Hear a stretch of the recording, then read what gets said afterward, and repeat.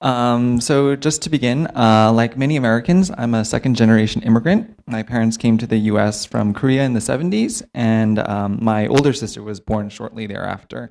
So being native Korean speakers, my parents did what was natural, and they were started to raise my sister in Korean. But that all changed when she went into kindergarten because she had trouble understanding the teacher at first, since she wasn't being exposed to English at home. So early on in the school year, the teacher sort of pulled my parents aside and recommended that they switch to speaking only English at home. And so fast forward 20 years, my older sister's forgotten most of her Korean, and my younger sister and I, we never, got the chance to be raised in Korean. So you could sort of say that we were robbed of the chance at a bilingual childhood. Now, some of you might be thinking, well, what's the big tragedy here? Because English is really the language that you need to get by in the United States, and we all learned English just like we needed to. So maybe the teacher was right. Maybe being raised in English helped us become the best English speakers that we could be. And meanwhile, there are throughout the country, like in Arizona and also here in Texas, there are some outspoken American language nativists who believe that as important as English is in the US, it should actually be given greater status, that it should be the only language spoken in the US, or at least the official language. It's also plain to see that you can get very far in this country just speaking English.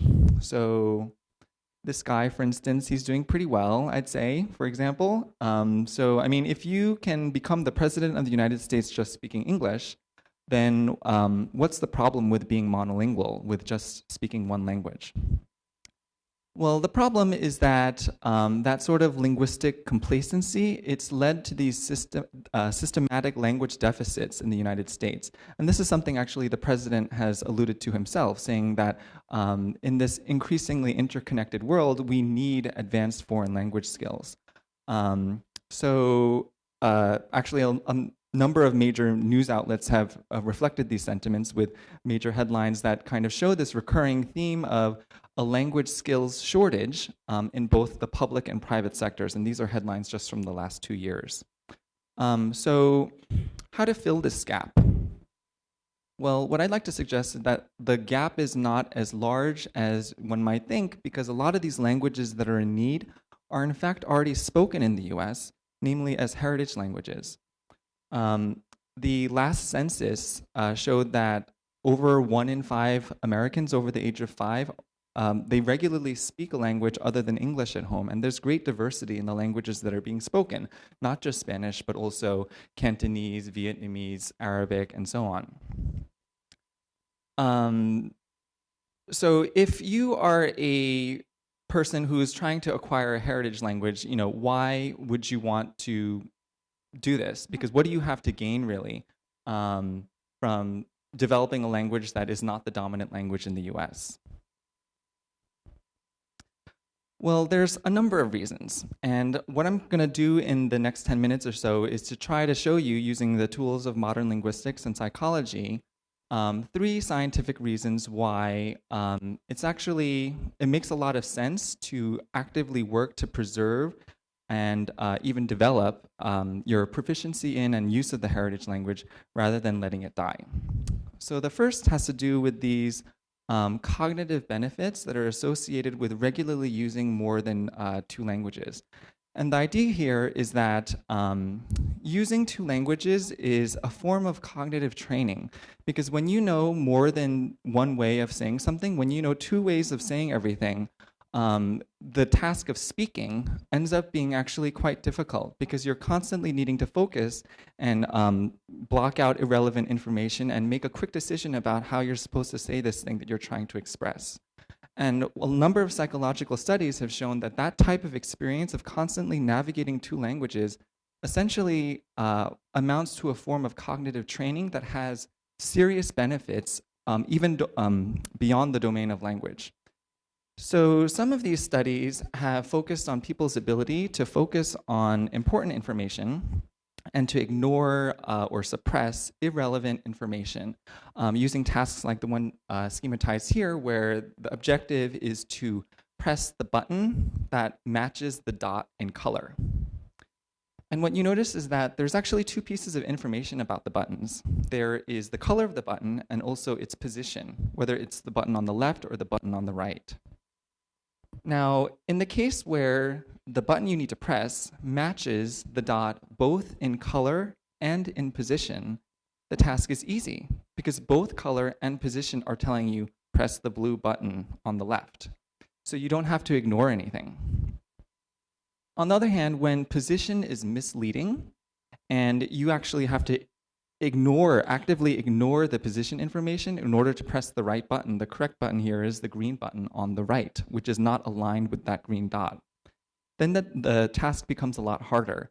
And so naturally you expect people to be a little bit slower, at least in the harder condition, because they have to actively ignore that irrelevant position information. What's amazing is that bilinguals are hardly fazed by this. So when you look at the amount of extra time it takes people to respond in that kind of task in the harder condition where they have to ignore this irrelevant information, in contrast to the monolinguals who are shown in the solid line here, they show a delay as you would expect. But the bilinguals show virtually no delay, and this is true all the way up until age 60. And even in old age, the bilinguals are still doing a lot better than the monolinguals.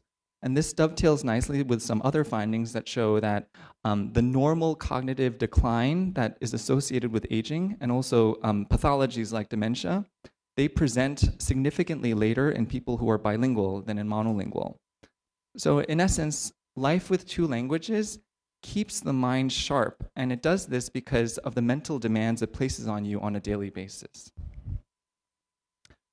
Okay, so moving on to the second reason for maintaining and developing a heritage language. Heritage speakers, they have this natural head start over people who have no previous exposure to the language.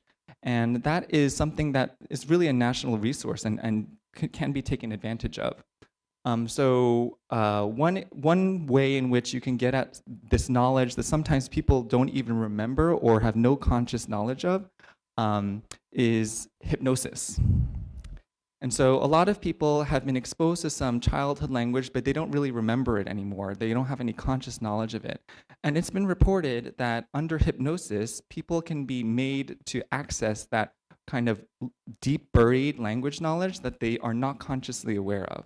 So that's pretty cool. And you might think it's a little spooky too, but most people don't have access to a professional hypnotist every time they want to speak their heritage language. So is there maybe a better way or a more practical way of accessing this knowledge that can help you speak a different language?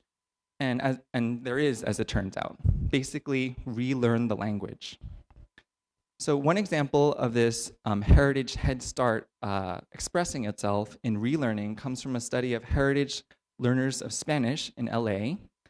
And when you look at the way they pronounce Spanish, you can basically measure this with accent ratings. So if you take native Spanish speakers and you ask them to rate the accents of some people that they're hearing on headphones, native speakers, they score very high, near the top of this 5-point scale. That's as you would expect, they're native speakers.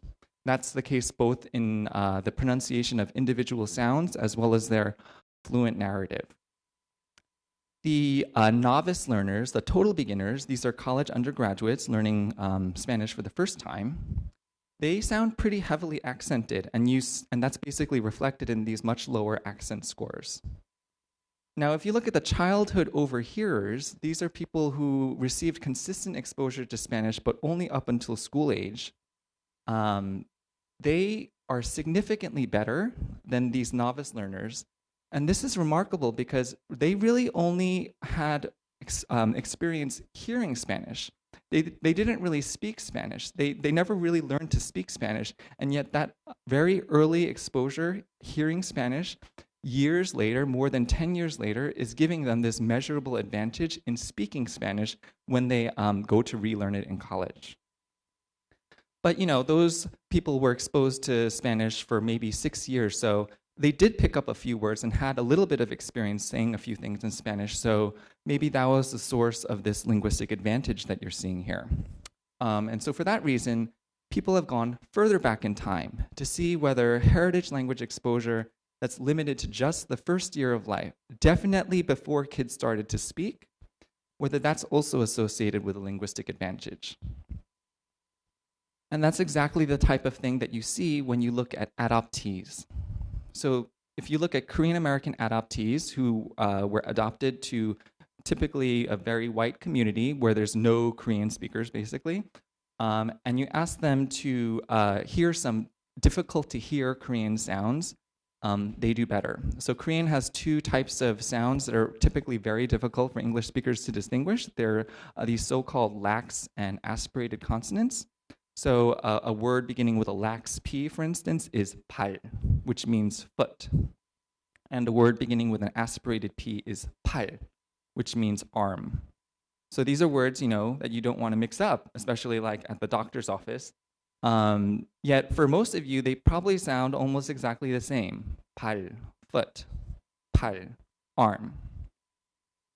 So these are, some pretty hard to hear sounds. And when you look at native speakers, they have no trouble distinguishing these sounds.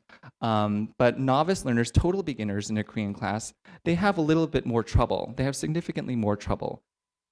Now in the middle here, the adoptees, they have, again, no conscious knowledge. They do not remember knowing anything about Korean. They do significantly better. And that's remarkable because, again, they don't remember anything about Korean. And yet that early experience, just 1 year of experience, is expressing itself in how they do when they relearn the language. Okay, so moving on to the third advantage or the third benefit of developing a heritage language.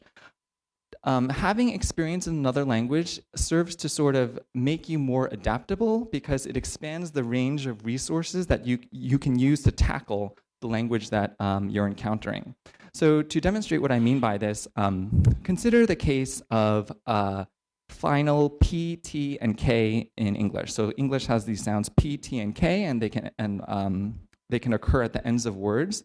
So a word like wheat, for instance, it ends in T. But these final sounds are often like swallowed in English, or they're kind of not fully pronounced in conversational speech. So a word like wheat flour, you can say it as wheat with a fully pronounced T, or you can say it like wheat with no final burst of air, which really helps you tell that the word is wheat and not wheat with a P, meaning cry, and not wheat with a K, meaning 7 days.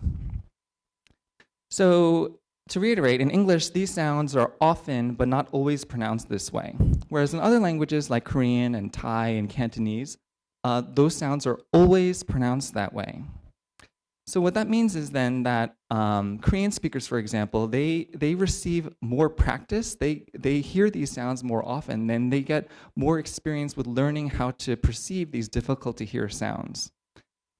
So the question you might ask then is, well, what about these Korean Americans then, who have this early exposure to both of these languages, English and Korean?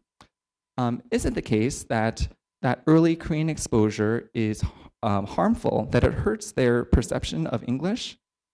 Because overall, in terms of just hours in the day, they can't spend as much time hearing English because some of that time they're hearing Korean. So they're spending less time hearing English overall than monolingual English speakers who are only hearing English around them.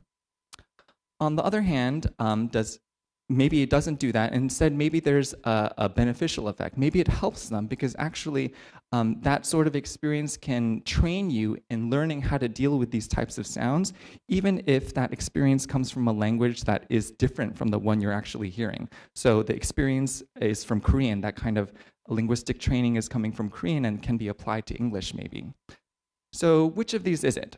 Does that early Korean exposure hurt their perception of English, or does it improve their perception of English?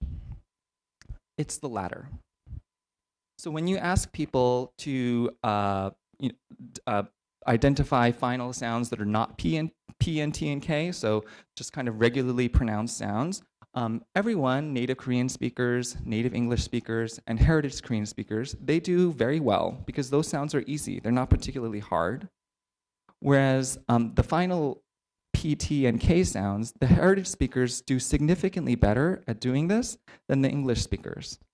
And this is also the case if you ask them to do an easier task. So instead of just saying, is this ending in a P or a T or a K, but you just ask them to say, are these two words the same or different? Heritage speakers are much better, or significantly better, at telling that wheat is different, or sorry, wheat without the final puff is different from we than the other groups, than in particular the monolingual native English speakers that have no experience with Korean. So this is remarkable because these people are essentially showing better than native comprehension of English, and this is the result essentially of them having this experience from another language. What this means then is that heritage language experience is triply beneficial. On the one hand, it may confer these cognitive benefits that generalize beyond the domain of language. It also kind of can capitalize, development of this experience can capitalize upon this inherent advantage that heritage speakers have over total beginners. And that's the case even if they don't really remember or have conscious knowledge of that experience early in life. And finally, that knowing a language that is not English, knowing a language other than your primary language can kind of increase your set of mental tools that you can use to deal with language. In the case of the Korean Americans, they have two strategies for hearing these final sounds. They can pay attention to that final puff of air, which is what monolingual English speakers do, or they can look at other parts of the speech, like the vowel sound that precedes that final consonant, which is what you do in languages in which those final sounds are always swallowed like that. You pay attention to other parts of the speech. So the pursuit of that sort of open-mindedness and mental flexibility, it's a pretty lofty goal, but I think it is something that I think we can all agree is a vision worth sharing. That sort of lifelong pursuit of just being able to consider multiple possibilities. That I think is something that we can try to do over our entire lives. Thanks.